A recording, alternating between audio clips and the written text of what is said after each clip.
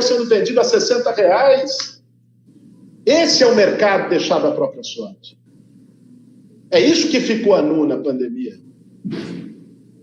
A pandemia mostrou a importância do SUS, o que seria do nosso país sem o SUS. Nem precisa imaginar, basta ver os Estados Unidos, a nação capitalista mais rica do planeta. Olha lá, a que pior lidou com o coronavírus, porque não tem um sistema público de saúde, porque é cada um por si, as pessoas jogadas à própria sorte. Agora, nós precisamos tirar lições e aprendizados desse processo. A pandemia mostrou também, e via a Ivone mencionando muito bem, o papel dos bancos públicos e da Caixa Econômica Federal no Brasil. Outro dia eu bati um papo com a Rita Serrano, representante dos trabalhadores no Conselho de Administração da Caixa. Ela estava me contando, sim, a organização, como foi para poder pagar o auxílio emergencial, que, aliás, foi, do ponto de vista digital, estruturado pela Dataprev, que é uma empresa que está na lista de privatização do Guedes. O que seria do Brasil sem a Caixa Econômica, sem a Dataprev? Não teria conseguido pagar o auxílio emergencial e teríamos milhões de pessoas morrendo de fome nesse exato momento no país.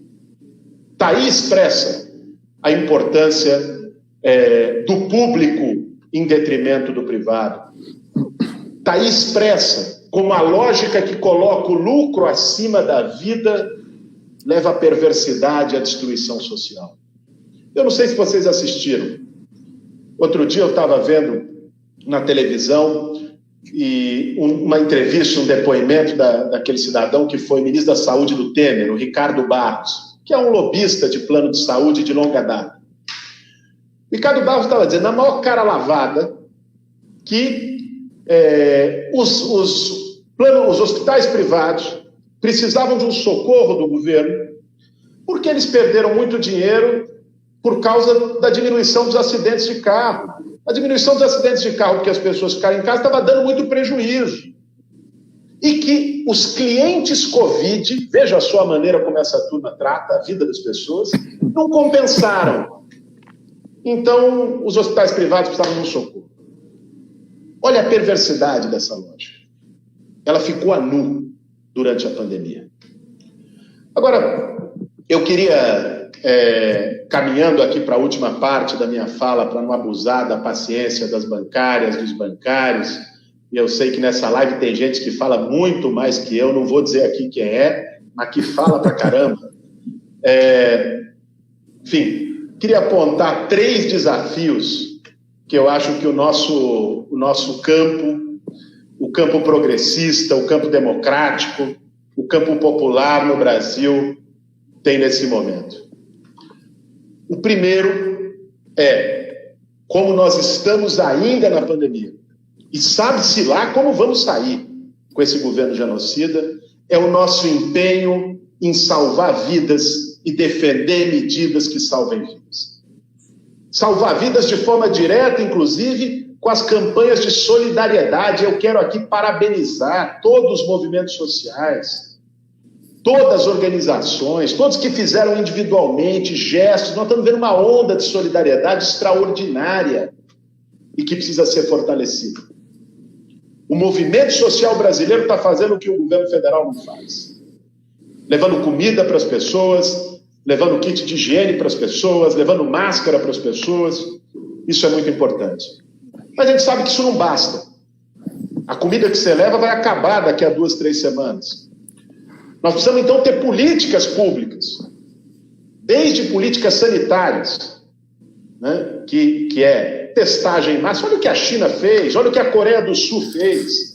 Monitoramento epidemiológico, vê onde está o foco da doença, faz testagem em massa lá, isola radicalmente quem está contaminado, usa equipamentos públicos para fazer esse isolamento, sobretudo no Brasil, com as condições de moradia precárias que nós temos, que impedem o isolamento efetivo e radical. Esse é o caminho. E medidas sociais de proteção das pessoas. O auxílio emergencial tem que ser estendido e nós temos que nos comprometer com a campanha nacional e unitária para a extensão do auxílio emergencial. Mais do que isso, né, tem que ter políticas públicas. A Argentina anunciou há pouco aumento em 40% nos investimentos públicos do país para responder e gerar emprego durante a pandemia. Esse é o caminho. Medidas sociais que não passam na cabeça do alucinado do Paulo Guedes, mas que nós, com os programas emergenciais que elaboramos, os partidos de esquerda, da Frente Povo Sem Medo e Brasil Popular, das centrais sindicais, temos que defender. O segundo desafio: não há salvação para o povo brasileiro com esse desgoverno. Bolsonaro é incorrigível. Bolsonaro é um criminoso. Atenta contra a vida das pessoas com a sua irresponsabilidade na pandemia, que já virou genocídio. Comete crimes de responsabilidade diariamente. Atenta contra a democracia brasileira. E por isso nós temos que seguir e fortalecer o movimento para a retirada do Bolsonaro. Seja pelo processo de impeachment na Câmara dos Deputados e a briga para a aprovação da PEC de novas eleições, seja pela pressão sobre o Superior Tribunal Eleitoral, que está julgando os pedidos de cassação de chapa com 1 ano e meio de atraso, mas pelo menos deu um parecer para a abertura do julgamento, do processo, que esse julgamento seja feito rápido, porque isso levaria à cassação de chapa e novas eleições. Eu e o Haddad, que estamos aqui, acompanhamos o que foi a brutalidade daquele processo de fake news, de crimes eleitorais a rodo, como candidatos à presidência em 2018.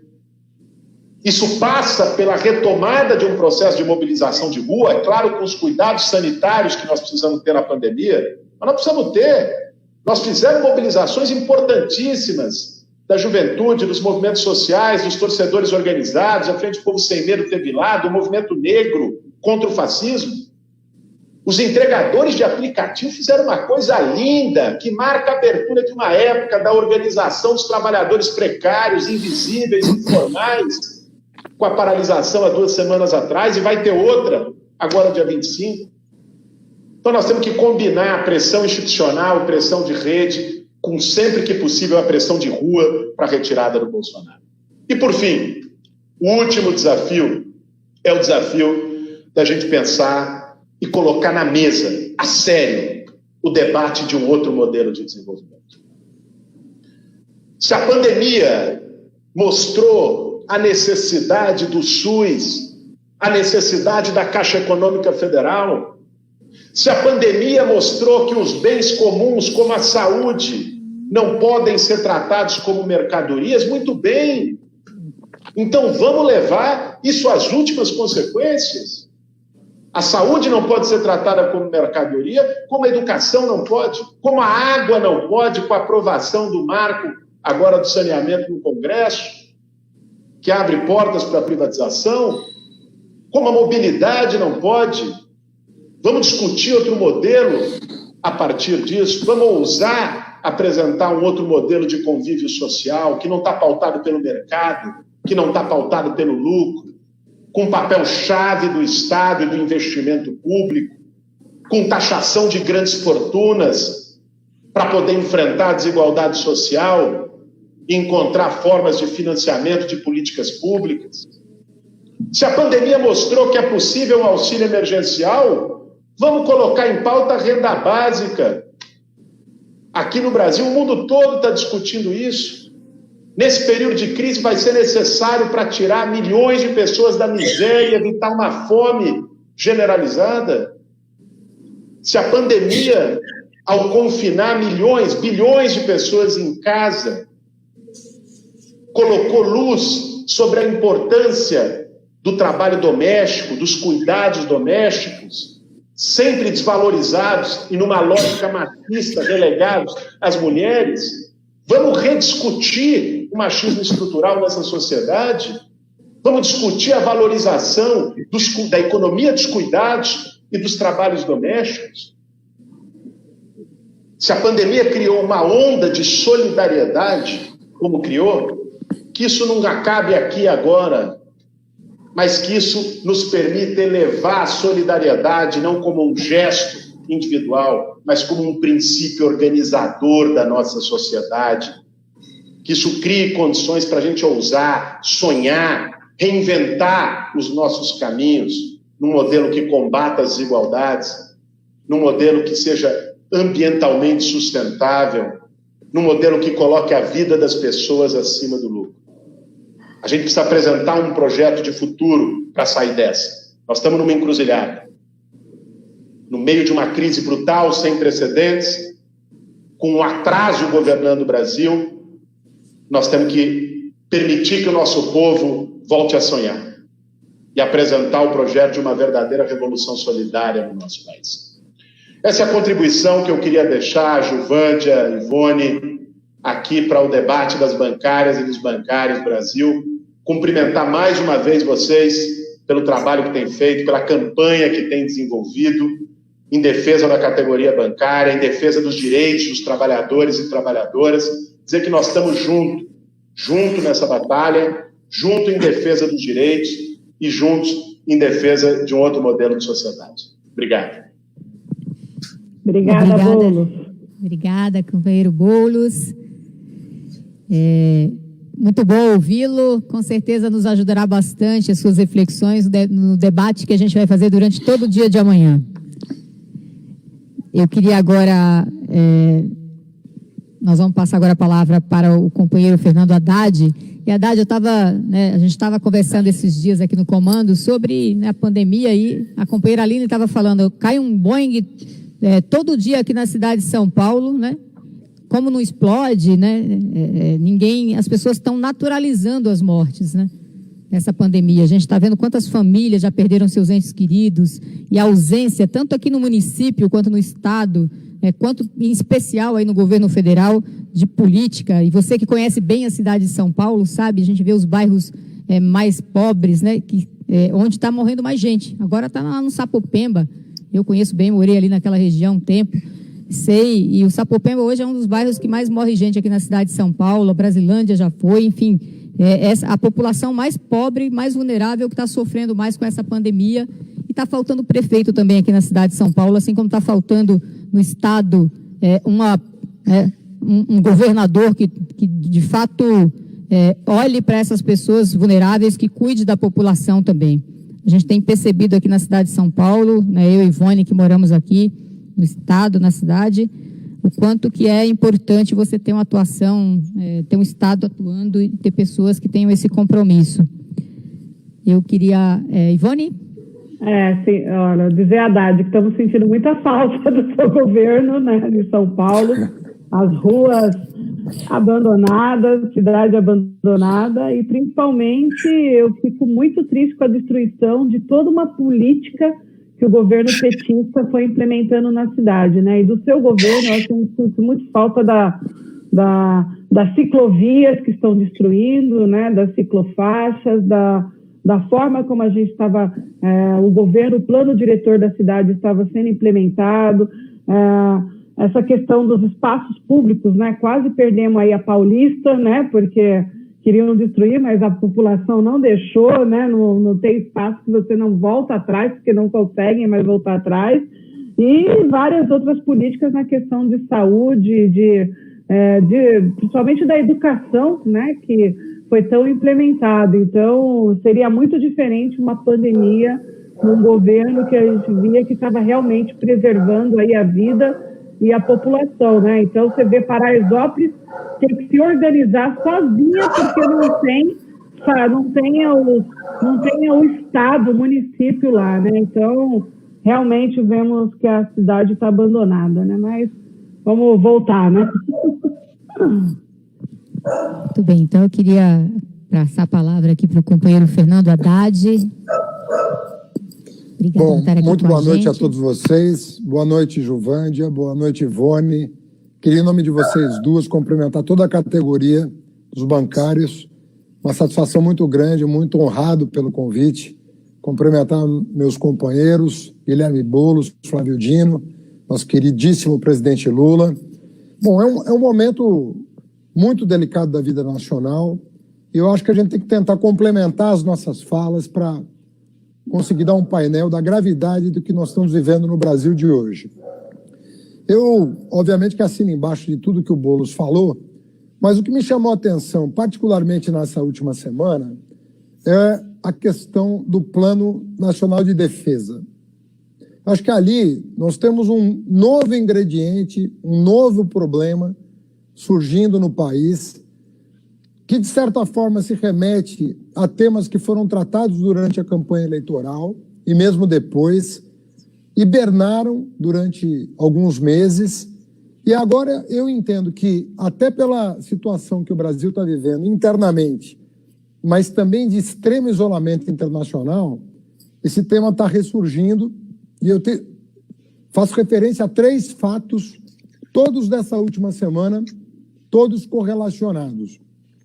Primeiro deles, a declaração do Comando Sul das Forças Armadas Americanas, dizendo que os brasileiros pagavam um militar para servir os Estados Unidos, enquanto apresentava esse militar, que era um brigadeiro do ar, ao presidente Trump, né, que, como nós sabemos, está em maus lençóis e daqui pouco mais de 3 meses deve enfrentar uma campanha eleitoral dura, e se Deus for grandioso conosco nesse momento, ele vai ser derrotado. Se Deus quiser, vai ser derrotado, porque ele é fruto dessa primeira crise que nós vivemos a partir de 2008, que gerou esse movimento de crescimento da extrema-direita mundial.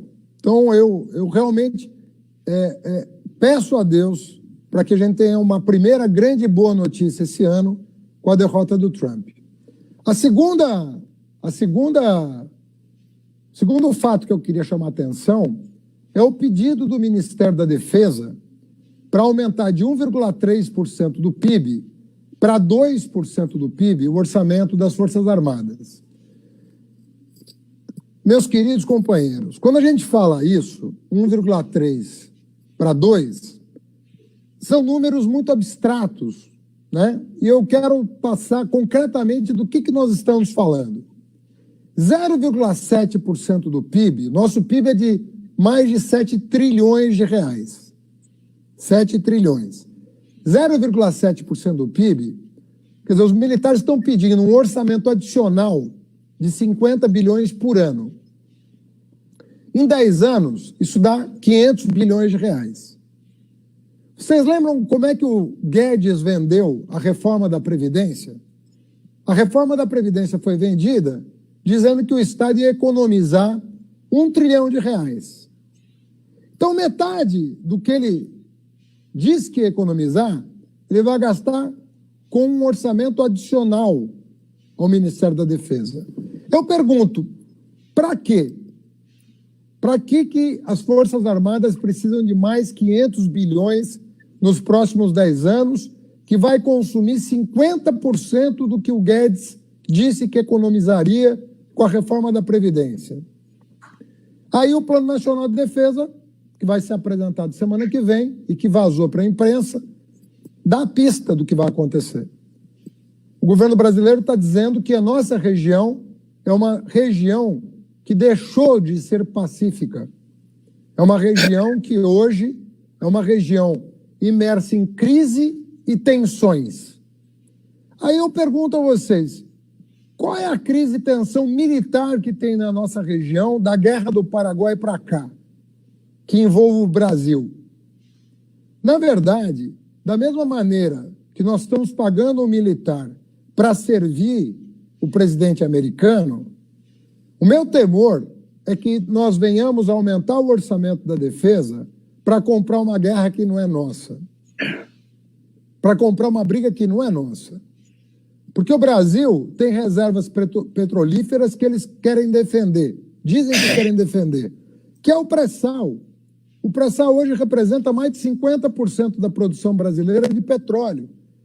Nós não precisamos e não somos dependentes do petróleo venezuelano. Quem é dependente do petróleo venezuelano são os Estados Unidos da América. Quem tem interesse, e sempre teve interesse, em transformar a Venezuela num quintal fornecedor de combustível fóssil, foram os Estados Unidos.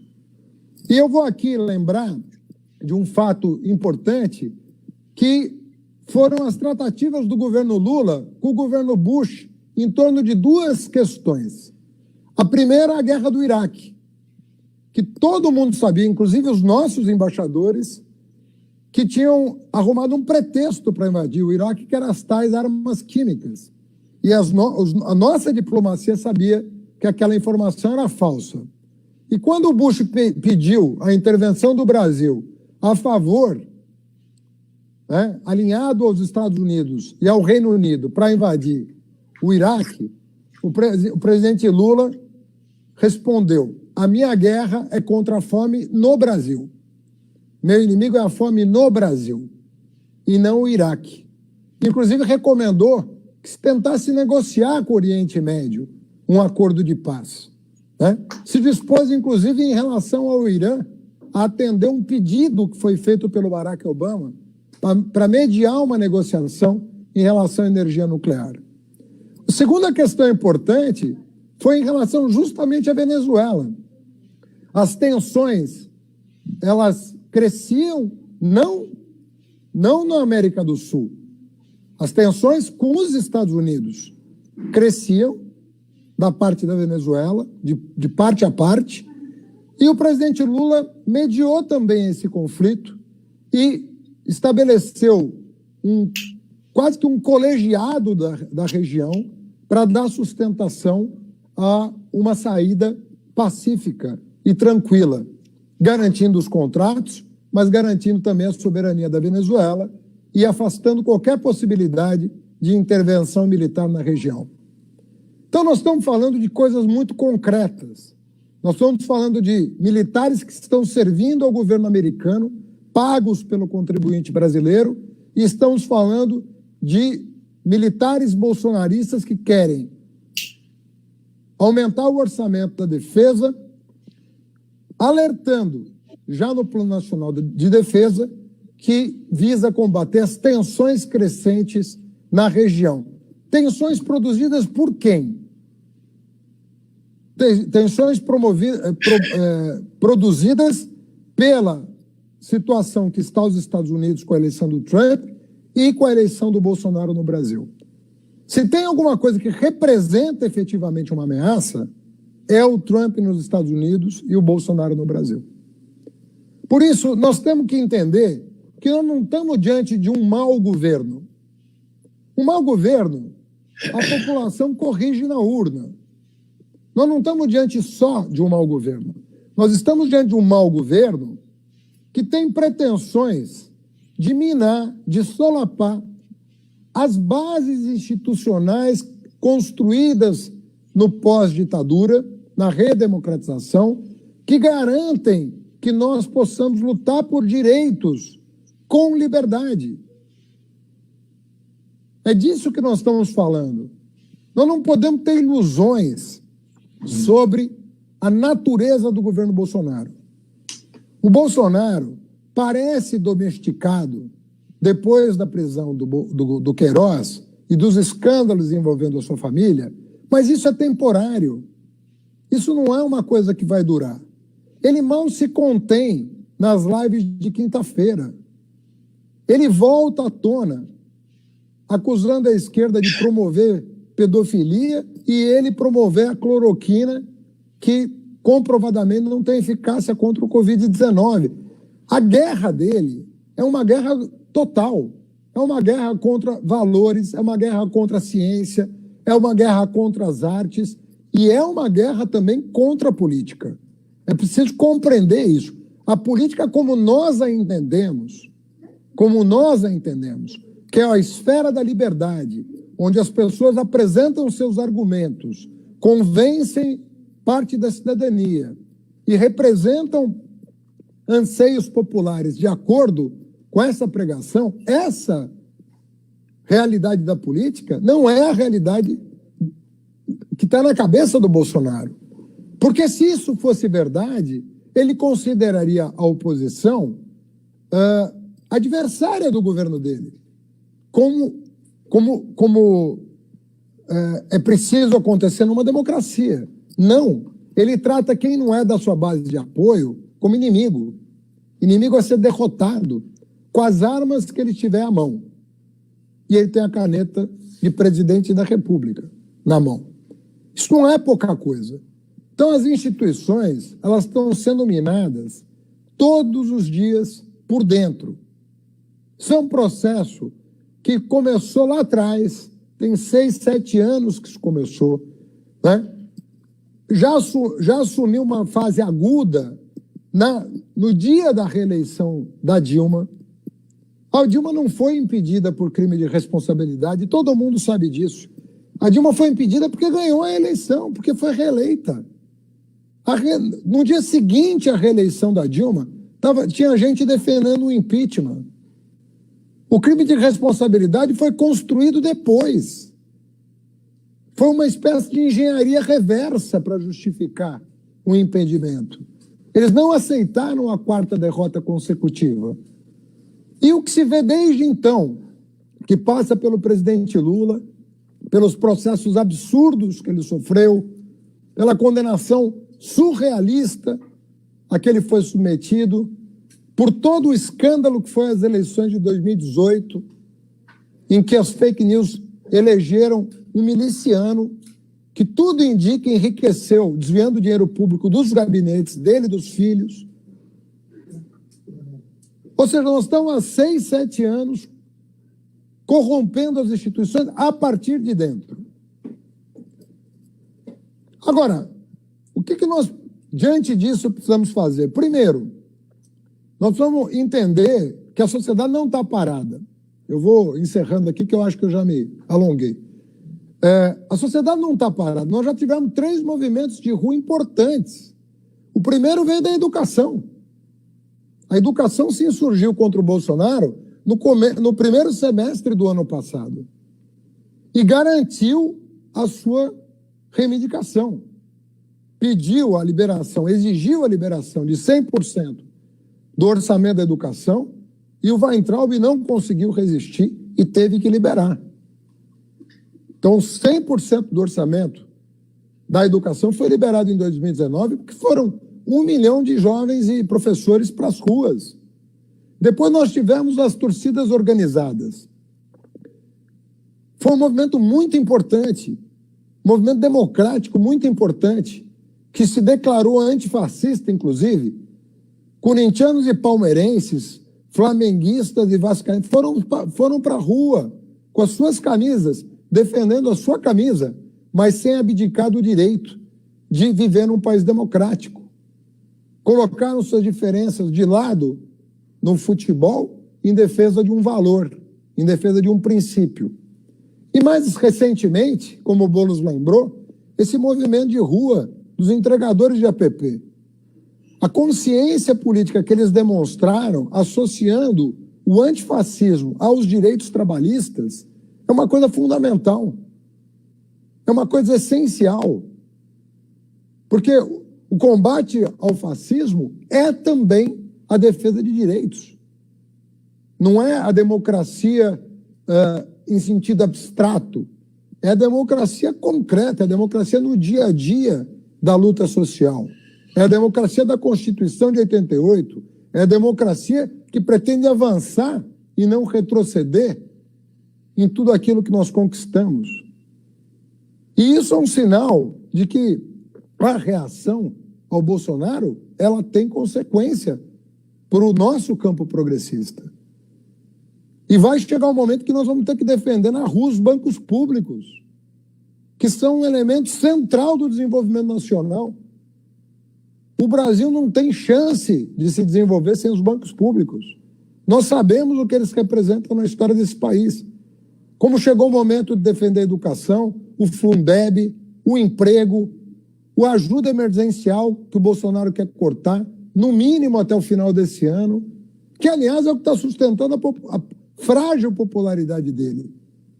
E nem isso ele é capaz de perceber. Quer dizer, nós acabamos lutando pelo povo, até dando uma colher de chá para o governo, porque o governo está levando louros que não são dele. Foi a oposição que aprovou a ajuda emergencial de R$600. E é o que está sustentando minimamente a economia, que está em frangalhos. Então, eu acho que nós temos elementos. É um momento muito delicado da vida nacional. O governo não vai parar. O governo não vai parar. ele pode ter recuo tático, ele pode se prender em um filho, se prender em o Queiroz, pode ter um respiro, mas nós não podemos confiar numa mudança de natureza desse governo, que não ocorrerá. E, por outro lado, eu acho que nós temos que confiar na sociedade. A sociedade, sim, demonstrou capacidade de reação e nós temos que confiar na nossa capacidade de mobilização, porque se nós estivermos mobilizados, nós podemos, sim, frear os desmandos desse governo e fortalecer o nosso projeto de nação. Acho que os elementos estão dados, eu acho que nós temos que estar mais juntos do que nunca. Uma alegria estar aqui com o Boulos, com o Flávio, na presença do presidente Lula e num ambiente virtual do sindicato dos bancários, que é um exemplo de garra e de luta no nosso país. Então, é uma honra para mim estar aqui e eu acho que a gente tem que estar mais junto do que nunca para defender esse país, porque é o país que está em jogo. Não é um direito ou outro, um artigo de lei ou outro. É o país inteiro, a nossa soberania popular e nacional que está em jogo nesse momento. Eu não subestimaria a gravidade da crise em nenhum momento. Até o Bolsonaro está no olho da rua. Boa noite. Muito bem. Obrigada, Haddad. Vocês viram aí muitos comentários passando durante as falas.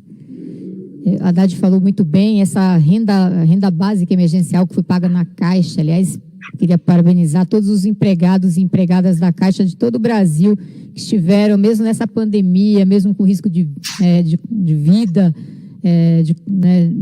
prejuízo à sua saúde, estiveram atendendo a população brasileira. Infelizmente,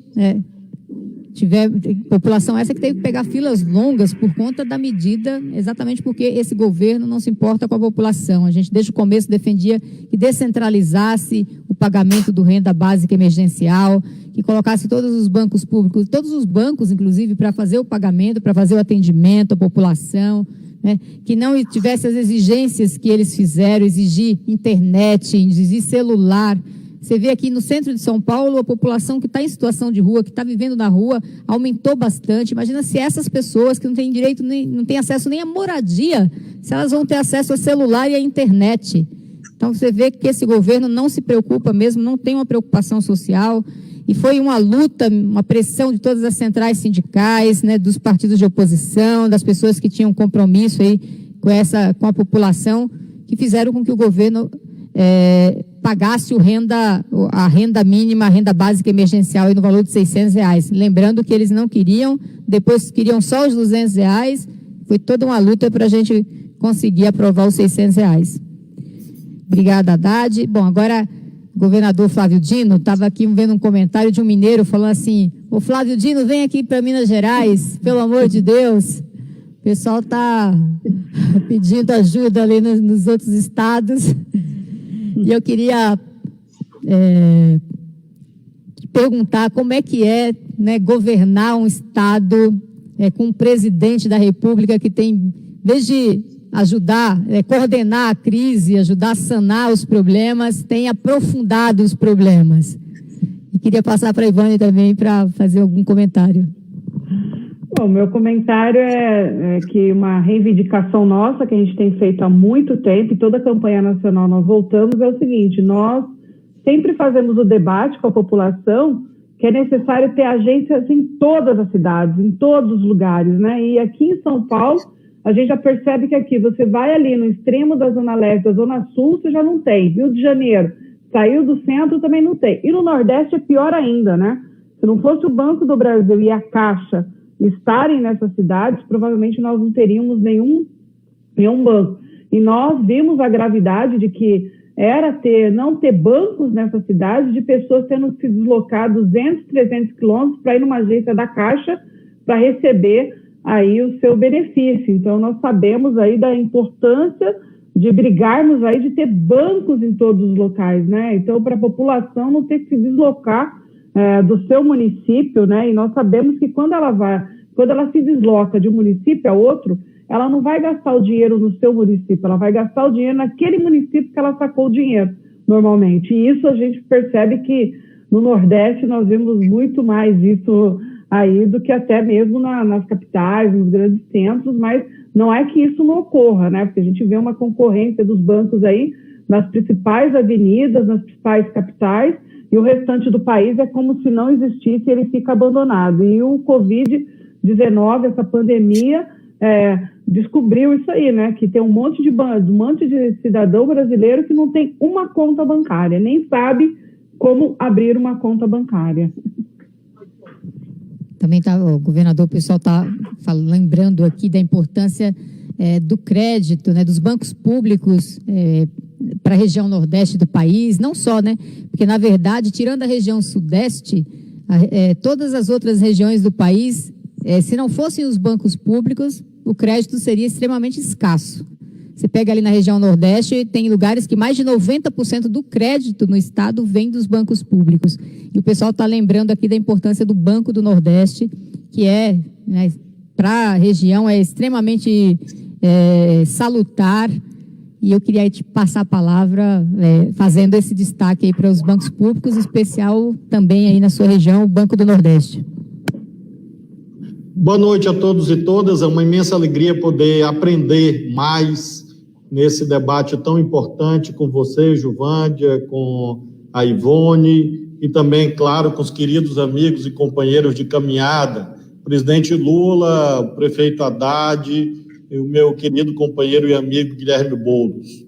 Professor que sou, sei a importância de aprender sempre e por isso ouço com muita atenção todas as considerações. É claro que vou me ater a esses itens que foram destacados, mas acima de tudo, acima da condição de governador, de cidadão, de patriota, eu falo com muito coração, porque tenho a vivência de ter sido advogado do Sindicato dos Bancários do Maranhão.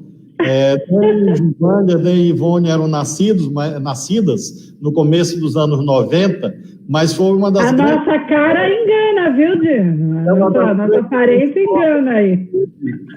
Na minha atuação jurídica, foi advogado do Sindicato dos Bancários do Maranhão, no começo dos anos 90. Aliás, comecei a advogar para a oposição bancária, e depois nós ganhamos a eleição do sindicato e advoguei para o Sindicato dos Bancários, no período em que nós vivíamos o início desse processo que hoje se verifica, da concentração do capital financeiro, da extinção, fusão de bancos, da negação de direitos, do desemprego, da diminuição da categoria, da automação bancária, da intensificação da tecnologia como elemento de substituição de trabalhadores e trabalhadoras no setor bancário. Portanto, foi uma grande escola para mim, como advogado de vários sindicatos, entre os quais o Sindicato dos Bancários, e por isso a minha primeira observação diz respeito a algo que nós discutimos quando eu era bem jovem, militante ainda do movimento estudantil secundarista, nos anos 80, e nós falávamos de entulho autoritário.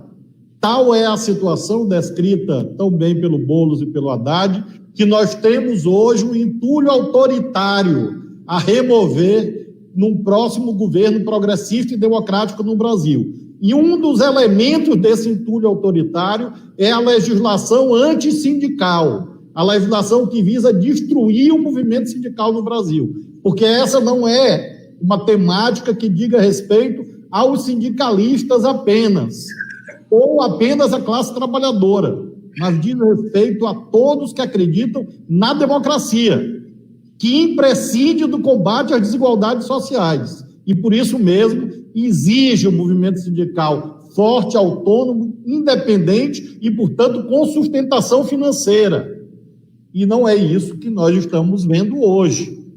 Por isso a minha solidariedade a todas e todos, dirigentes sindicais, líderes, que em condições muito difíceis têm representado essa gloriosa tradição de luta do sindicalismo brasileiro. E gostaria de me ater, em seguida, a 3 pontos que acho que são os centrais numa agenda nacional, nesse instante. Agenda de saída da crise, a agenda que dê esperança e caminho para a nossa população. Em primeiro lugar, eu lembro da questão democrática, que tem uma dimensão institucional central. que não diz respeito apenas à temática dos poderes do Estado, garantir o funcionamento do Supremo e do Congresso. Mas essa questão da tutela militar sobre as instituições civis é uma temática central hoje. O Tribunal de Contas da União divulgou que nós temos 6.000 cargos civis sendo exercidos por militares hoje. O paradoxo, presidente Lula, é que talvez nem na ditadura militar nós tivéssemos tantos militares exercendo cargos civis. A democracia, portanto, é um valor institucional fundamental que resvala nesses temas. Mas a democracia tem que estar enraizada no coração do povo mais simples e humilde. E é nosso dever fazer isso. A democracia não pode ser uma abstração, um conceito jurídico formal. A democracia é um sentimento. E por isso nós temos que responder os desafios sociais. Mostrar que a democracia é o regime pelo qual as pessoas têm direitos.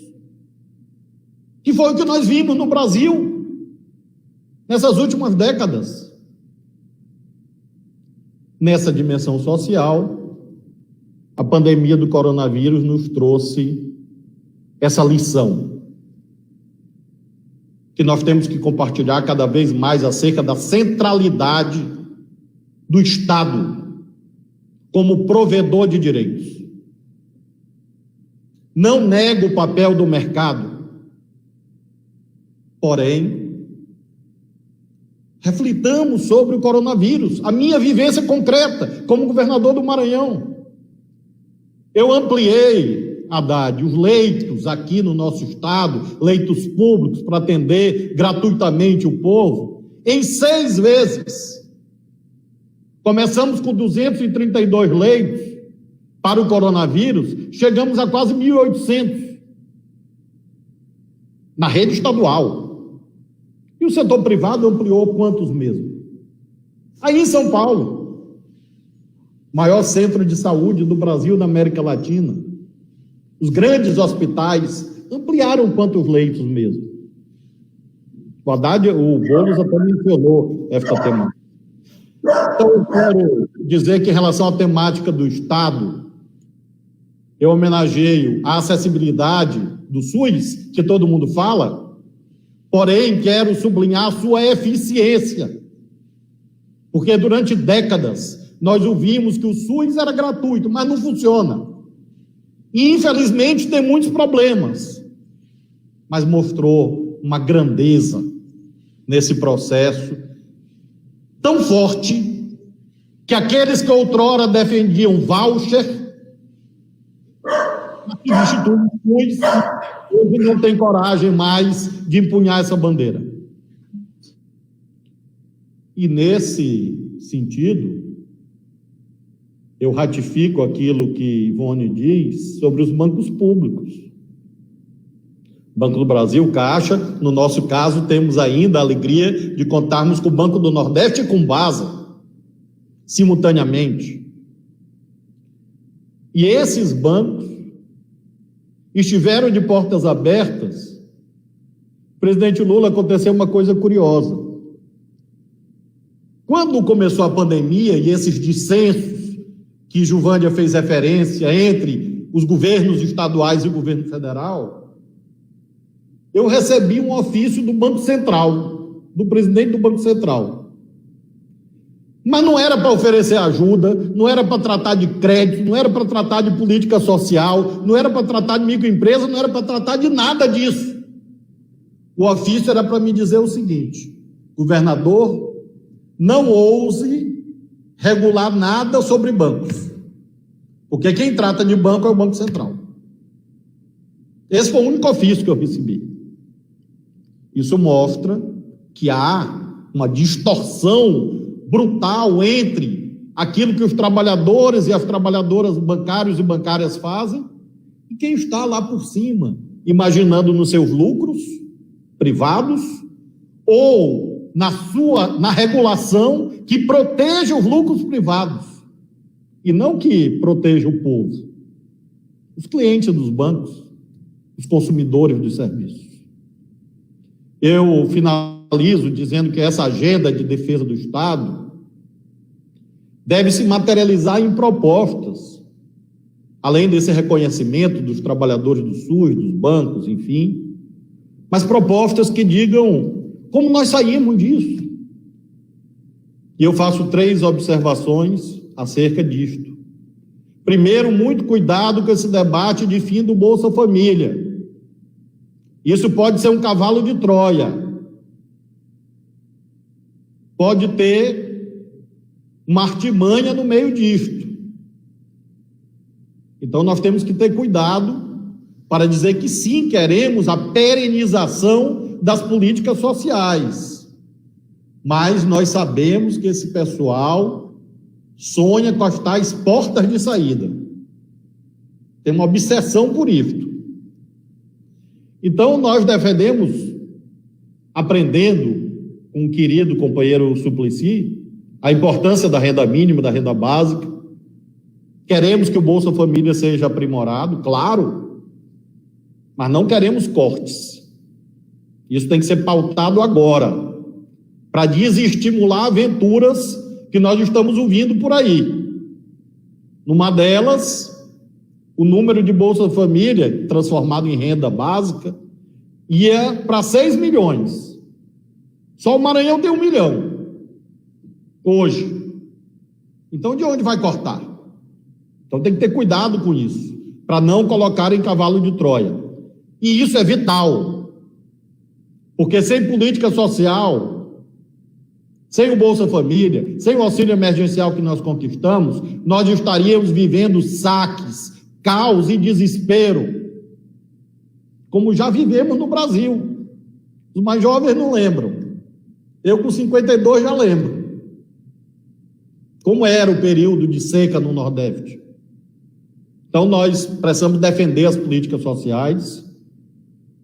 Dinheiro na conta das micro e pequenas empresas, mais do que crédito, é auxílio emergencial para as MPS, para as micro e pequenas empresas. Setores inteiros estão sendo devastados. Alimentação fora do lar, turismo, serviços. E nós estamos vendo a Angela Merkel, que é tudo menos socialista, fazendo isso na Alemanha. E aqui o neoliberalismo é tão preso à dualidade Casa Grande-Senzala, que na verdade é um trinômio, Casa Grande-Senzala-Pelourinho, que eles só conseguem imaginar caminhos de exclusão. E finalmente emprego, minha gente, porque eu, presidente Lula, Juvândia e Ivone, eu estou com medo desse discurso de política social ser para diminuir ainda mais a renda do trabalho. Que não é, como no tempo do Lula, que a política social é um complemento da política de emprego. Mas, às vezes, eu creio que eles estão pensando em política social para substituir o emprego. E, por isso, achatar ainda mais a renda do trabalho. Aniquilando, por exemplo, com o salário mínimo, com a carteira assinada. Então, a defesa do emprego é muito importante. Política industrial, obra pública. O Boulos mencionou, nós fomos comprar respirador na China, carregando pela Etiópia, para conseguir trazer 187 respiradores para o Brasil, para o Maranhão. E a ciência brasileira tem capacidade de fabricar respirador, como agora São Paulo está fazendo em outros estados. Mas agora, deviam ter feito antes. Então, a política industrial, obras públicas, e sempre vem a pergunta, de onde sai o dinheiro? O dinheiro está onde sempre esteve, no Estado. Artigo 164 da Constituição Federal, parágrafo 2º.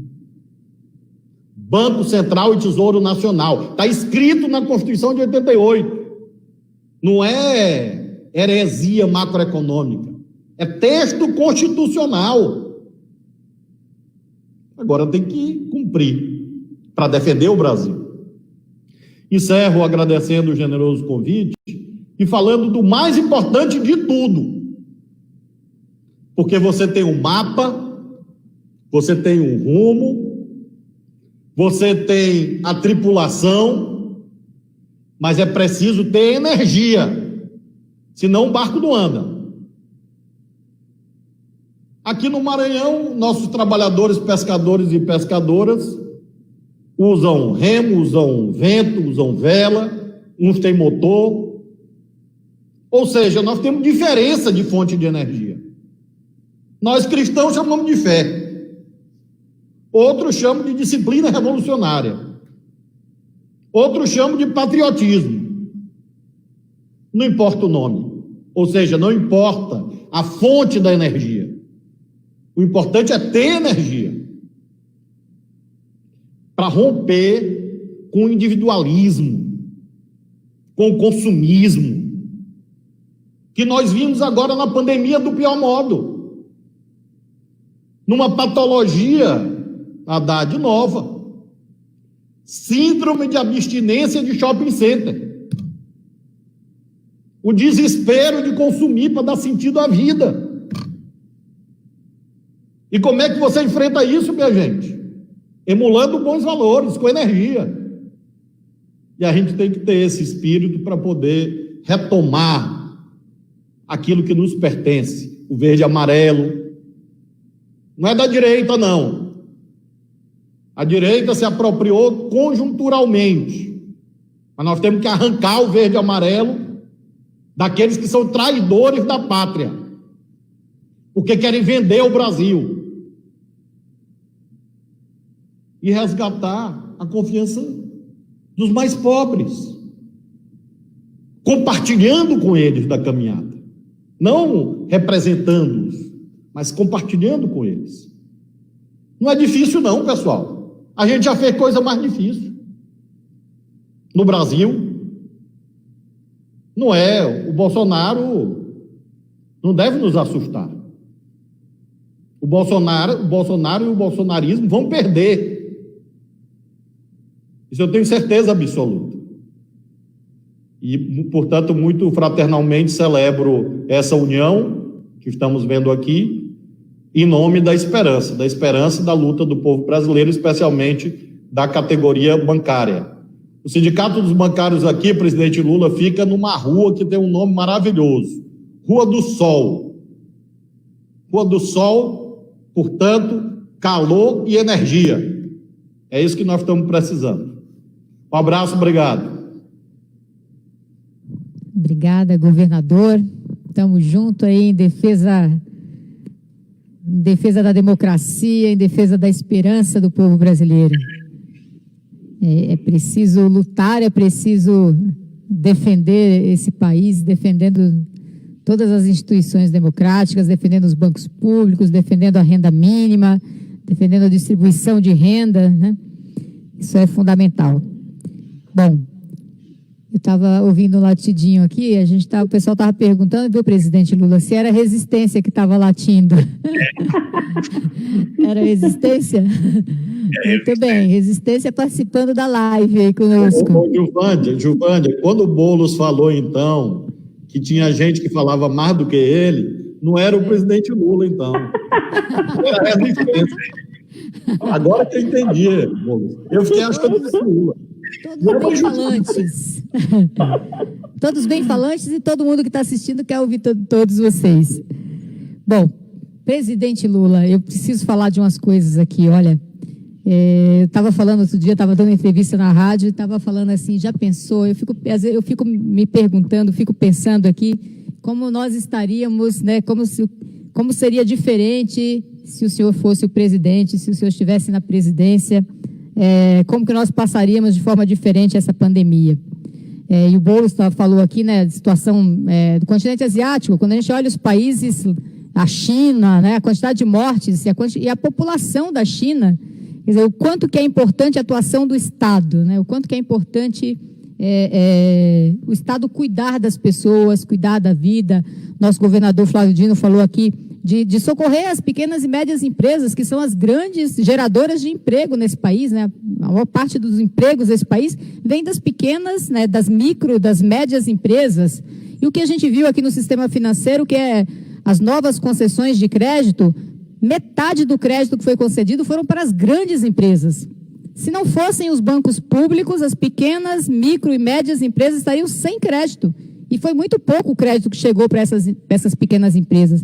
E eu lembro quando saiu aquele primeiro programa, nós falamos com a FENABAN, com o representante dos bancos, e a gente falou, olha, esse crédito, essa linha de crédito tinha que ser a fundo perdido, ou com garantia total do Estado, porque a gente sabe que vocês não vão dar o crédito. O crédito não vai chegar e não chegou. Realmente não chegou para as pequenas empresas, para as micro, né, empresas, o crédito que foi liberado aí para o sistema financeiro, porque o sistema financeiro teve 1,2 trilhões de reais logo lá no começo de março, no começo da pandemia. O governo foi lá e socorreu, protegeu, atendeu, nem precisava socorrer porque não estava quebrado, né? Mas protegeu e socorreu os bancos. Os bancos, as pessoas morrendo, as pessoas precisando de recurso para ficar em casa, para ficar protegida, as pessoas precisando de dinheiro, e o governo vai lá e no dia 16 de março, e no dia 20, 24 de março, ele faz medidas atendendo os bancos. Então a gente vê que governo é esse, e quanto que é importante a gente ter um governo que, né, se preocupa com a população. Presidente Lula, eu estava olhando aqui os números da nossa categoria, antes do senhor ser presidente, a gente tinha 398 mil bancários no Brasil. Quando o senhor saiu da presidência, a gente já estava com 483 mil bancários no país, ou seja, 85 mil a mais. Quando, em 2014, a gente estava com 512 mil bancários no Brasil. Agora a gente está de novo diminuindo, né? Nós estamos agora com 453 mil trabalhadores aí na nossa categoria direta, né? Tem os terceirizados, os indiretos. A Caixa Econômica Federal, presidente Lula, Banco do Brasil, os bancos públicos de maneira geral, toda a nossa luta antes do senhor virar presidente era para construir a mesa única, garantir a mesa única de negociação, que a gente conseguiu conversando com o senhor. A gente conseguiu isso no seu governo, e agora nós estamos lutando para defender a mesa única, porque, é claro, esse governo quer separar a categoria, né, os bancos têm sempre ameaça de acabar com a mesa única, e a gente está aqui lutando. Um dos pontos dessa conferência é para defender a unidade da categoria bancária, a mesa única de negociação. Porque antes, né, em 2002, os empregados da Caixa, por exemplo, não tinham participação nos lucros e resultados. Só conquistaram isso quando vieram para a mesa única. E foi exatamente no processo de diálogo com o seu governo que a gente conseguiu conquistar a mesa única. Na Caixa, no final de 2002, a gente estava com 55 mil funcionários. Em 2010, nós tínhamos 83 mil funcionários. Quando o senhor saiu do governo, a Caixa já tinha aumentado 28 mil empregados. E cresceu ainda mais, e agora volta a diminuir, porque agora, de novo, eles vêm com os PDVs, eles vêm desmontando as empresas públicas e desmontam desse jeito. O Banco do Brasil é a mesma coisa. O Banco do Brasil, no seu governo, nós crescemos 31 mil empregos, só no Banco do Brasil, com concurso, enfim, chamando novos empregados, e a gente vê o quanto que esses bancos estão sendo sucateados, desmontados, áreas importantes sendo entregues. O Guedes acabou de vender uma carteira importante de crédito do Banco do Brasil para o Pactual, o BTG Pactual, né, que todo mundo fala que é o banco dele, de onde ele veio, o mercado financeiro. Então, o Brasil não está à venda, mas esse pessoal está achando que está. E está querendo vender o Brasil, e a gente tem que lutar contra isso. Nós precisamos nos unir, nossa conferência, com certeza, esse debate é central.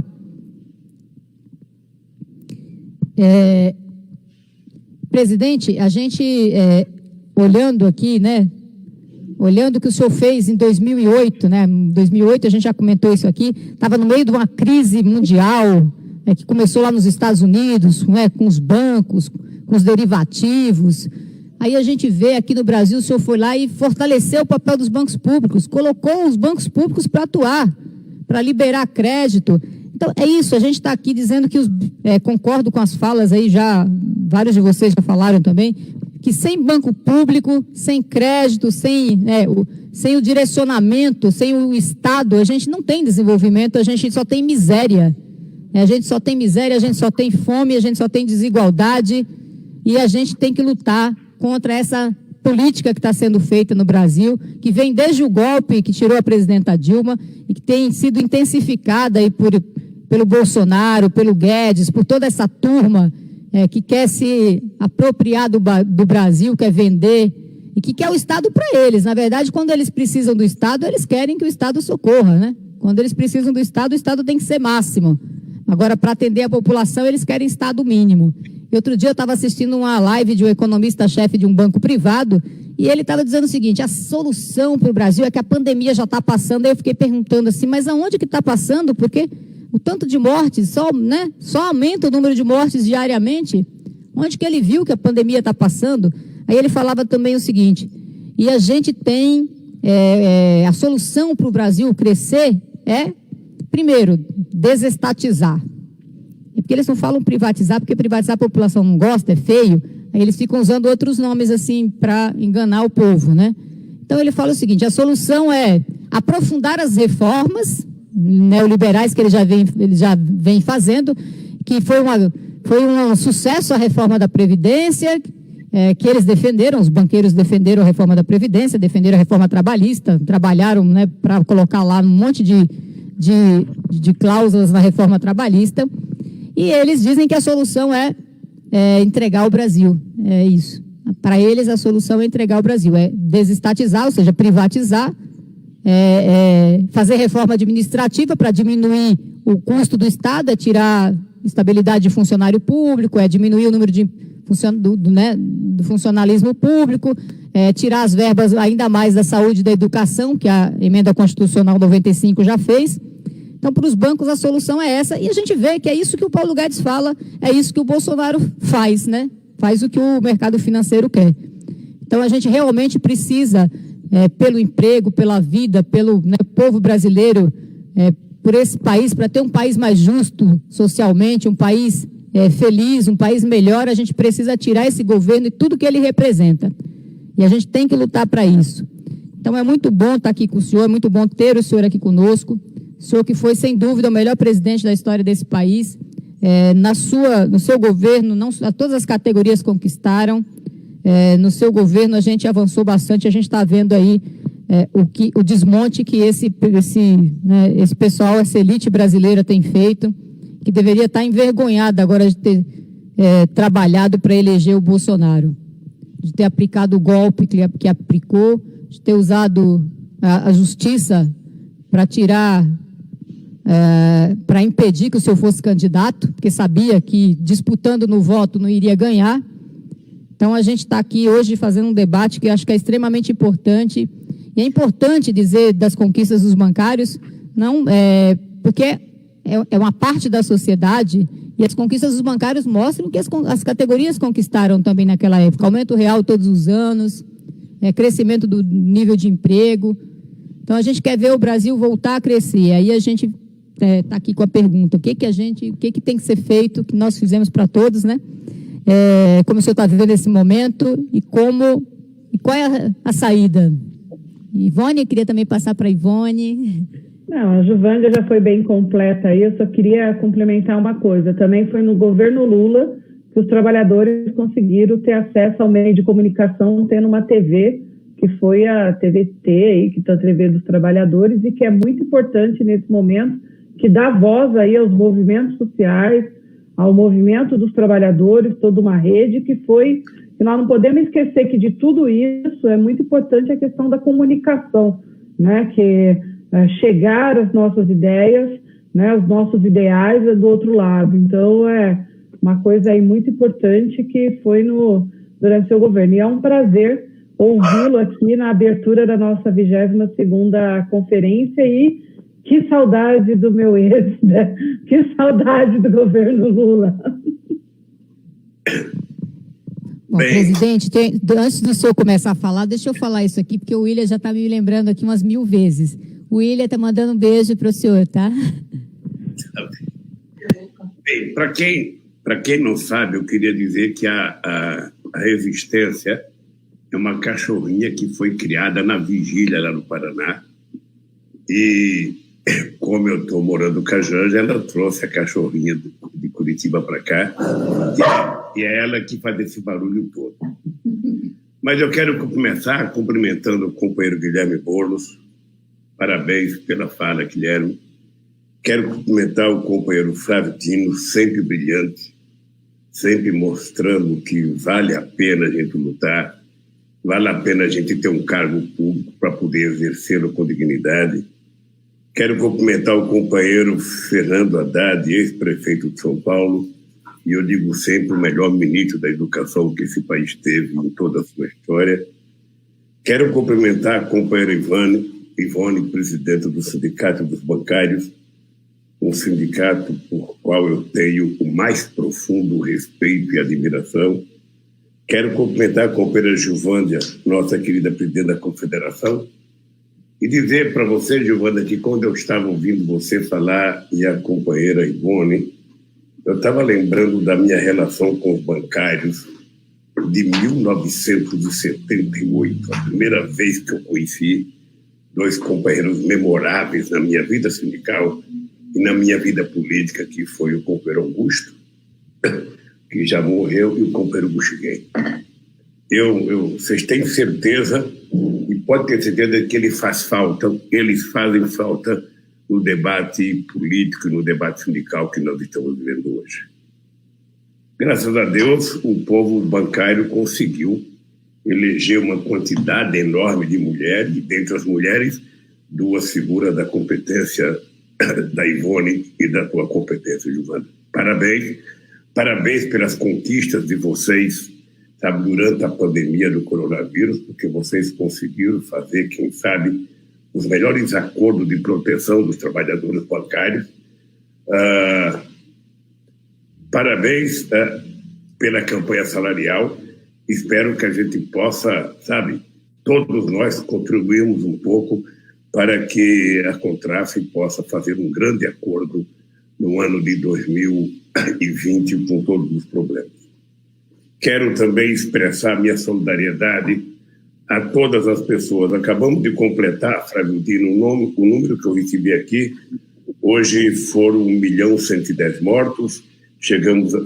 Hoje chegamos no total dos mortos a 77 mil e já passamos de 2 milhões de infectados.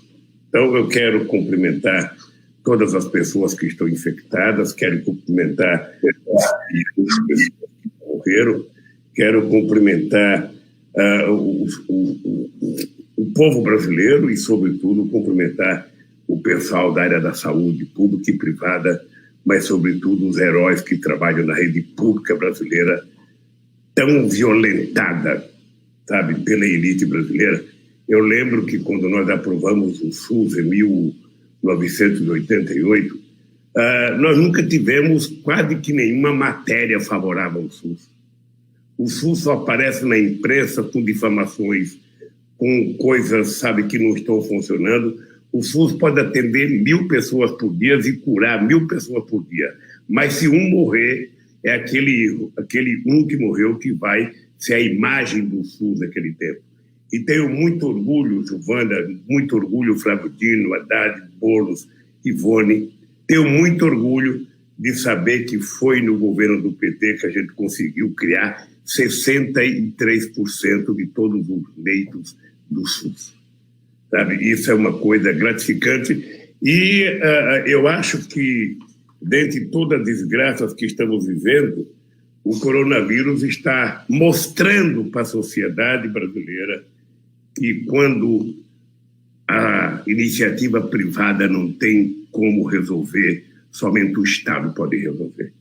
E a gente pode ver isso na política americana. Depois de todas as bobagens que o Trump fez, na crise de 2008, o Obama liberou, sabe, 3 bilhões para cuidar da crise econômica, agora já foram, emitidos 6 trilhões de dólares para tentar enfrentar a crise do coronavírus. Angela Merkel, que é conservadora, para resolver o problema das indústrias da Alemanha, ela já emitiu 130 bilhões de euros, e para a criação de um fundo europeu, ela já emitiu mais 570 bilhões de euros.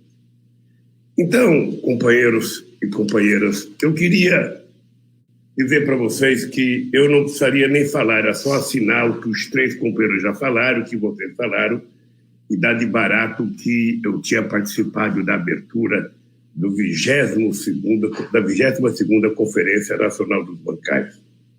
Bem, mas como tem vocês aí na minha frente, que eu estou vendo, isto tinha pede para eu olhar um pouco acima de vocês para poder não ficar de cabeça baixa. Como eu tenho vocês aí na minha frente, eu vou falar umas palavrinhas, porque eu não sei porque eu posso falar com vocês.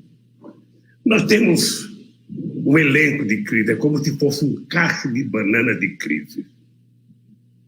Nós temos um cacho de banana dos grandes,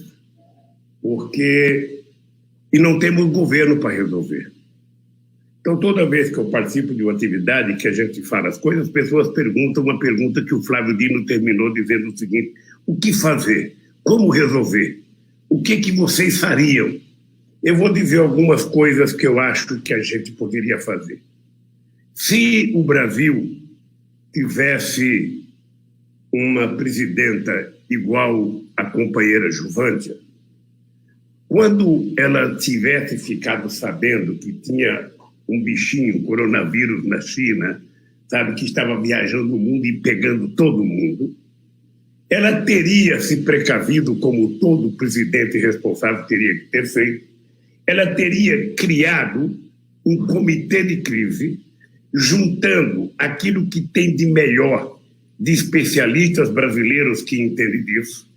Ela teria reunido o ministro da Saúde com todos os governadores e mais os secretários da Saúde dos estados, teriam montado um comitê para enfrentar essa crise, teria feito cálculos de quanto, poderia parar, como é que poderia parar, teria tratado de criar as condições financeiras para que os estados tivessem os recursos necessários na hora de fazer a intervenção antes do coronavírus chegar ao território nacional com a força que chegou.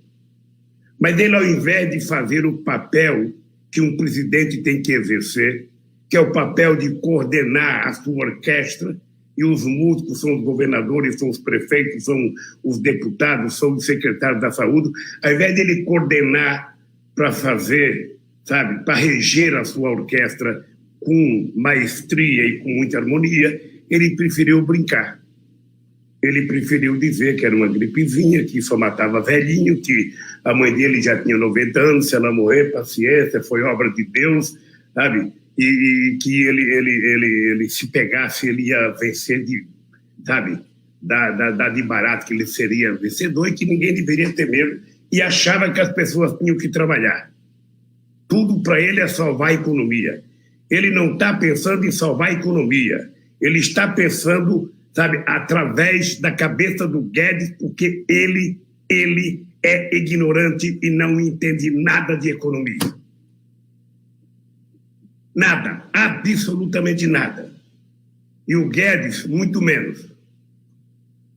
Na última reunião que eu vi do Guedes, ele chegou a dizer de que se ele fizer as reformas, ele vai gerar mais 4 milhões de empregos nesse país.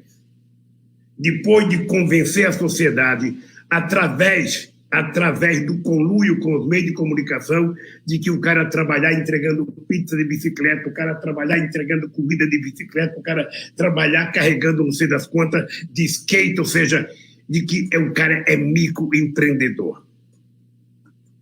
O cara está mais para um novo escravo do que para um microempreendedor.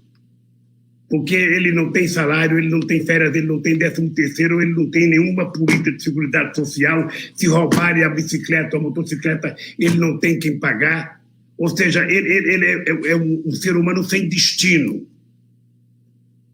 Ele é um ser humano que vai deitar no final de semana ou na sexta-feira à noite sem saber o que vai acontecer no sábado. Não sabe quanto trabalho vai ter, não sabe quanto vai ganhar. Se a mulher ficar doente, ele não sabe aonde levar. Que diabo de microempreendedorismo é esse? Que faz com que o ser humano trabalhe sob tensão a vida inteira. O que o trabalhador mais deseja na vida é ter seguridade. O que o ser humano que vive de salário mais precisa na vida é ele saber que ele tem um emprego, que ele tem férias, que ele tem 13º, que ele tem política de saúde, que se a mulher ficar grávida vai ter um filho. Se o filho precisar de uma escola, ele sabe que o filho vai ter uma casinha perto de uma escola. É isso que o ser humano quer. E eles estão tirando tudo que é aquilo que nós queremos e vendendo a doce ilusão de que nós vamos fazer a economia crescer se a gente entregar tudo aquilo que o povo brasileiro construiu. Então, nós temos essa crise profunda e temos a crise principal, que é a crise sanitária e a crise de desemprego. As duas correm concomitantemente. Porque, veja só, a crise sanitária, a pessoa poderia perguntar como é que a gente vai resolver? Vai resolver, sabe, uma pessoa que haja, como eu falei no começo, Giovana, se tivesse um presidente que entendesse pelo menos de povo, se tivesse sentimento, se tivesse coração, se tivesse mente, essa pessoa pensasse. Agora, a vida desse homem é a vida miliciana, é a vida de pensar no mal. Ele desrespeita tudo quanto ele pode desrespeitar. A coisa mais importante que aconteceu no combate ao coronavírus foi o consórcio dos governadores do Nordeste.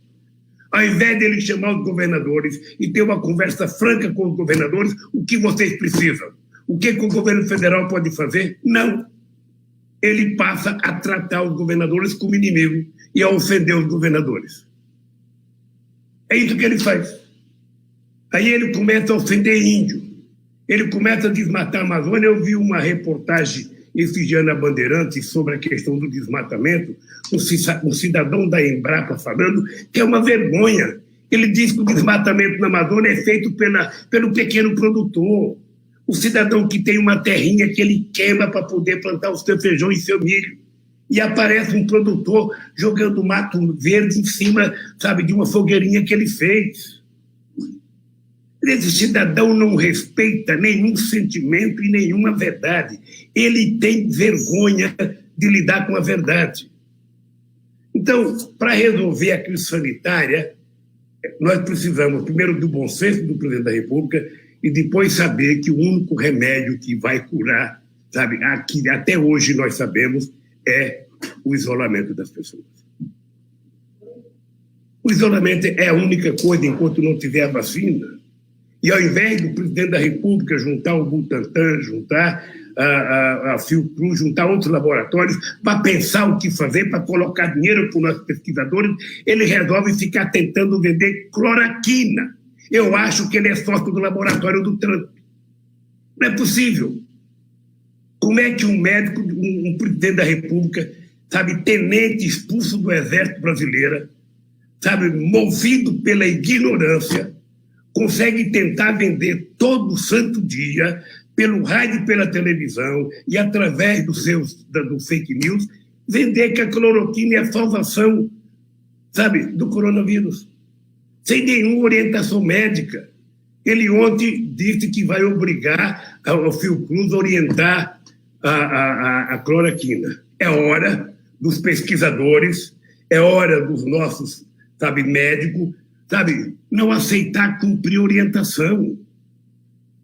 Eu até acho, Haddad, que às vezes ele inventou esse negócio de que está com coronavírus para poder dizer que melhorou com a cloroquina.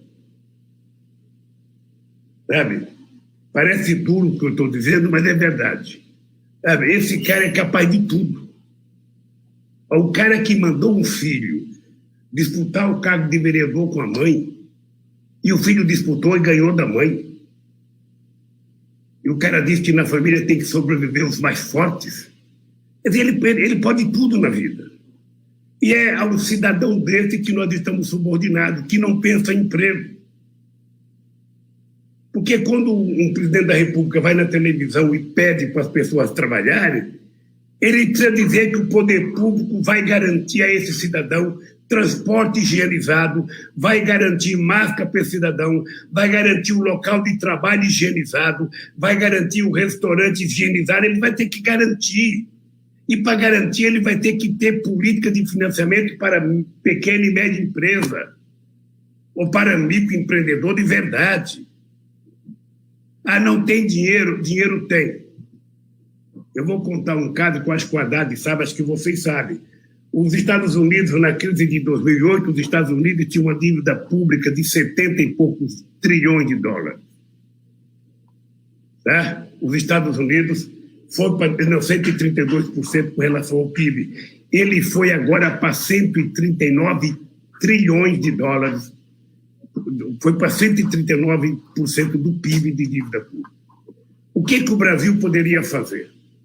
O Brasil poderia ter feito um cálculo de quanto ia custar o financiamento, sabe, dos R$600. Deveria fazer um cálculo de quanto vai cuidar, ajudar a pequena e média empresa, por quantos meses, e fazer uma emissão de dinheiro.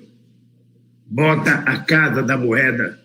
Se a dívida pública brasileira bruta é de 81%, ela pode chegar a 100%, não tem nenhum problema, não vai nem aumentar a inflação. Não vai nem aumentar a inflação. Eu quero saber por quê que o governo não toma essa atitude. É porque ele não tem compromisso, Juvândia. Ele não tem compromisso com o povo trabalhador. Ele não tem compromisso, ele não quer efetivamente salvar esse povo. Ele quer responsabilizar em cima das pessoas que tentaram salvar, como os governadores. Eles querem jogar a culpa em cima de quem está pedindo para as pessoas ficarem em casa. E ele sabe que as pessoas só podem ficar em casa se as pessoas tiveram o que comer.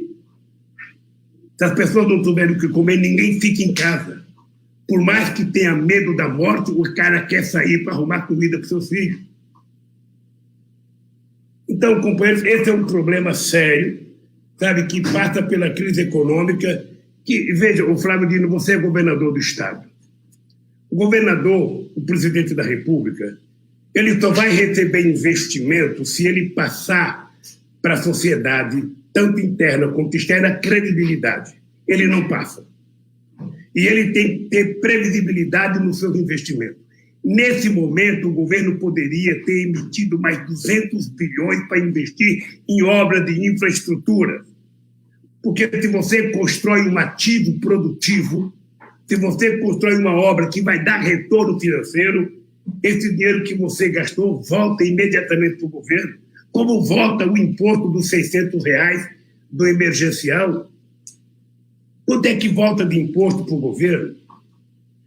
Então, eu acho que o governo é que teria que tomar atitude, como os governadores fizeram.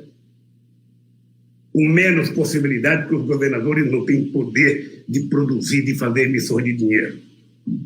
E não tem nem direito de fazer dívida, porque o Banco Central proíbe que você receba o dinheiro de fora. Então, é importante que os bancários lembrem que a gente não está fazendo crítica ao Bolsonaro porque o Bolsonaro é o presidente da República. Está fazendo crítica ao Bolsonaro porque ele não tem competência para governar esse país. Ele não tem solução para os problemas. Não é possível que você tenha, em poucos meses com essa crise, 3 ministros da saúde. O primeiro, quando começou a entender de saúde, começou a gostar do SUS, foi tirado. O segundo se formou, acho que nunca aprendeu a medir a pressão de um cidadão, porque ele se formou em oncologista e ele então montou uma empresa de fundo de investimento na área da ecologia.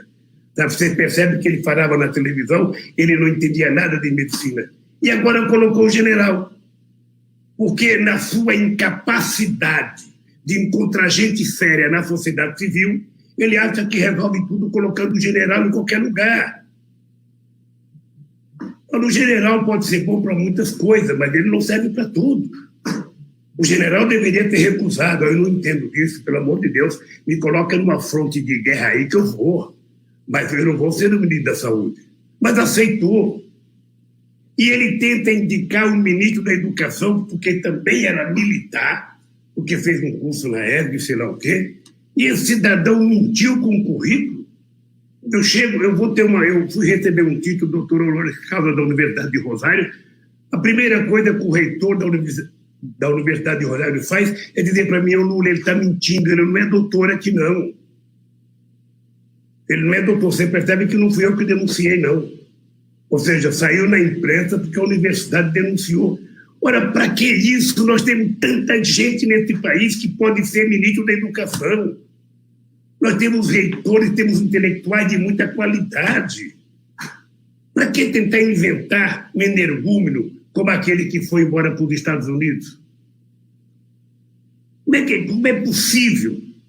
Ou seja, você construir, sabe, pessoas que não gostam, sabe, o ministro do meio ambiente que não gosta do meio ambiente, o da saúde que não entende de saúde, o dos direitos humanos que não gosta de direitos humanos, o cara que tenta ofender os quilombolas, que tenta ofender os índios, que tenta ofender as mulheres, que tenta ofender LGBT, que tenta ofender os estudantes, que tenta ofender os leitores. Porra, do que esse cara gosta? O que me deixa puto da vida é que me parece que nós estamos perdendo o direito de ficar indignado. Eu acho que é preciso um pouco de indignação em respeito ao nosso país. Não é possível. Um presidente que em 1 ano e meio já tem 46 pedidos de impeachment dele. Eu não sei se a gente consegue passar impeachment, porque impeachment depende muito da Câmara dos Deputados. Como eu também não sei se a gente consegue fazer reforma agrária, reforma tributária para cobrar do rico, com o nível, sabe, de berço que nasceu os deputados federais que estão, sabe, na sua maioria lá, para evitar que haja qualquer reforma tributária. Sabe, eu acho que nós estamos numa encalacrada que somente muita luta, muito protesto. Sabe, esses dias eu vi o Flávio Dino, você veja que quando mataram aquele rapaz negro nos Estados Unidos, houve uma revolta no mundo inteiro. Aqui no Brasil, essa semana, um policial derrubou uma mulher, pisou na cabeça dela, arrastou ela, quebrou a perna dela e não aconteceu nada. Ou seja, da mesma forma que a quantidade de mortes está sendo naturalizada, né? Quando morre o primeiro, você fica chocado, quando morre o segundo, você fica chocado, mas quando todo dia anuncia mais de 1.000, vai normalizando a situação. Nós estamos perdendo o direito de ficar indignados. Eu acho que nós precisamos recuperar o direito à indignação, por várias coisas que nós já provamos que é possível. Quando houve a crise de 2008, nós liberamos 100 bilhões de reais, sabe, do Tesouro para colocar, sabe, para irrigar o BNDES, para crédito. Eles agora liberaram 1 trilhão e 300 bilhões de reais para irrigar o sistema financeiro, para não emprestar para ninguém. Então, como é que a gente resolve isso? Eu acho, companheiros e companheiras dos bancários, que outra vez vocês têm um papel importante na história. Eu não conheço nada que aconteceu, sabe, de muitos anos para cá, que não tem algumas categorias de trabalhadores se envolvidos. Muito envolvido para conquistar a democracia no Brasil, muito envolvido no impeachment do Collor, muito envolvido em muitas coisas a classe trabalhadora brasileira esteve presente. Eu acho que outras vezes vocês vão ter que misturar a luta política com a luta reivindicativa de vocês. Outra vez vocês vão lutar, porque não é possível a gente consertar o Brasil se a gente não consertar a política. E eu acho que a política deve ter prioridade na nossa atuação em alguns momentos da história. Eu sinceramente, já fui presidente, não tenho interesse de ficar pedindo impeachment do Bolsonaro por qualquer coisa. Mas esse homem está praticando um verdadeiro genocídio nesse país. Ele trata a morte das pessoas com muito descaso. Ele trata os problemas sociais com muito descaso. Ele se dirige a quilombola falando de arroba, não é nem de quilo. Incomoda ele que tem um quilombola gordo. Ele quer os caras famélicos. E eu acho que além de vocês, sabe, que tem demonstrado muita disposição de briga, eu acho que nós temos que mexer com a classe trabalhadora. Acho que nós temos que mexer com a classe trabalhadora, com os milhões de desempregados, com os milhões que estão na economia informal. Ultrapassa 60 milhões de pessoas entre desempregados e economia informal. E os chamados, microempreendedores. As pessoas estão passando fome dentro de casa, aqui em São Paulo, no Rio de Janeiro, no Maranhão, em qualquer lugar. As pessoas estão passando fome. E o que a gente está fazendo? Nós fazemos política de solidariedade, é ótimo, mas é preciso mais. É preciso que a gente faça um pouco mais para que a gente possa, fazer com que a classe política, o movimento sindical, o movimento social, os partidos políticos, não tenha preocupação, de falar e gritar bem alto fora Bolsonaro. Porque ele é a grande crise que nós estamos vivendo no Brasil. Ele é a grande crise. Ele é a grande crise se a gente não afastar o Bolsonaro, ou se ele não mudar de posição, que eu acho impossível, ele não vai mudar de posição. Dizem que gente velha não muda de posição nunca, não muda nunca de posição, mas pode mudar também, dependendo da pressão que a gente faça. Portanto, Giovana e, portanto, Ivone, companheiros, eu acho que eu tenho 74 anos e não pensei em viver essa crise que estou vivendo. Eu vivi o golpe militar, eu vivi o AI-5, eu vivi a proibição da lei de greve, eu vivi um período, da pressão maior nos anos 70, mas eu não imaginava que esse país, depois da Constituição de 88, fosse eleger, cidadão tipo Bolsonaro. Não imaginei. E não imaginei que as Forças Armadas brasileiras fossem dar sustentação às loucuras que ele faz. As loucuras, porque quando os militares aceitam participar do governo como estão aceitando, é porque acha que o presidente está fazendo as coisas certas. E como eu sou um cidadão altamente democrata, eu sou contra qualquer tipo de golpe. Eu não acho que é os militares que têm que resolver, somos nós que temos que resolver. A sociedade civil brasileira. Os trabalhadores brasileiros que têm que efetivamente dar conta do recado. Por isso eu quero dizer que eu aprendi muito hoje com a fala de vocês e quero dizer uma vez mais, Ivone e Giovândia, que bom que o Brasil tenha mulheres como vocês dirigindo sindicatos importantes, como vocês duas. Vocês duas são a demonstração de que a mulher não tem que pedir licença para entrar na política. A mulher precisa fazer política porque a política precisa da mulher. A mulher precisa fazer política porque o país precisa do jeito da mulher fazer política. E se a gente não construir uma narrativa para convencer a sociedade a votar em mulher, a votar em negro, a gente vai ser sempre, os reclamadores de que a mulher não está na política, de que o negro não está na política. Nós precisamos convencer a sociedade brasileira da importância da mulher na política. E vocês são esse exemplo. Eu acho que nós temos muito para conversar, todos os partidos políticos de esquerda. Eu acho que nós não podemos nos iludir, A direita está organizada, a direita ela conseguiu, em muito pouco tempo, em toda a América Latina,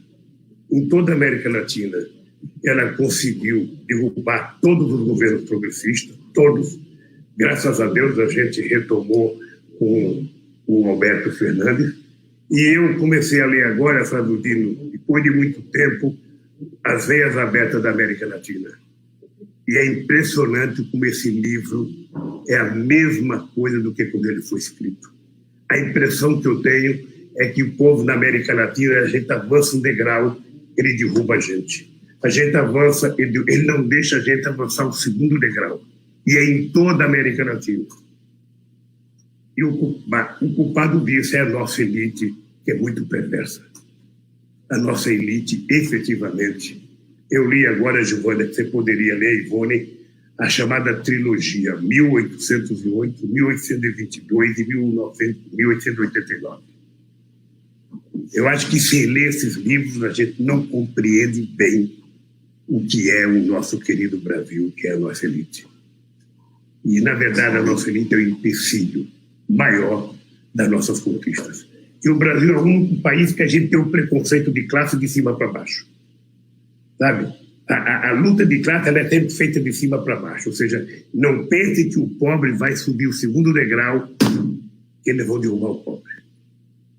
Portanto, companheiro Flávio Dino, você que só tem 52 anos, Fernando Haddad, você que tem, não sei se é 52 ou 53, o Bolo que deve ter uns 35 anos por aí, se preparem, porque vocês têm muita luta pela frente, meu caro.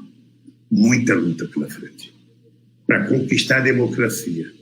Eu imaginava que depois da Constituição de 88, ninguém iria mais ver, sabe, fascínoras governando o Brasil. E apenas 30 anos depois, eles conseguiram fazer o impeachment da Dilma e construir o que está construído. Sabe, então, eu quero dizer que enquanto eu puder, estarei junto com vocês nessa briga. Porque não é possível, depois do sonho que nós tivemos de construir um Brasil onde os pobres fossem tratados com respeito, a gente chegue à situação de hoje, onde a fome voltou, tem muita gente dormindo na rua, tem muita criança pedindo esmola, sabe? E tem muita gente sem esperança. Então nós temos que vender esperança para esse povo. E a esperança para o povo, Giovânia, é mudar o governo, porque com esse não tem solução. Portanto, companheiros bancários, um grande beijo, um grande abraço, boa luta para vocês, boa conferência e muito obrigado pela gentileza e pelo carinho de ter convidado. E parabéns pela escolha do Flávio Dino, do Fernando Haddad e do Boulos participar da live. Um beijo, Giovânia, um beijo, Ivone, e até o fim do coronavírus para a gente poder se abraçar de verdade. Ah, verdade. Obrigada, presidente Lula. Um beijo aí para o Boulos, para o nosso governador Flávio Dino, Haddad. Muito obrigada aí pela presença de vocês. Muito obrigada pela presença de vocês, que trouxeram ótimas contribuições para a nossa conferência e para o nosso debate. Obrigada. Obrigado, Giovânia. Obrigado, Ivone. Tchau, gente. Presidente Lula, fica de olho aí que tem uma surpresinha para o senhor, tá? Continua assistindo aí só mais um pouquinho. Fica de olho aí. E essa surpresa vai para todos que estão nos assistindo também. Um beijo a todos. Grande abraço. Excelente debate. Vai lá, William. Solta aí a surpresa.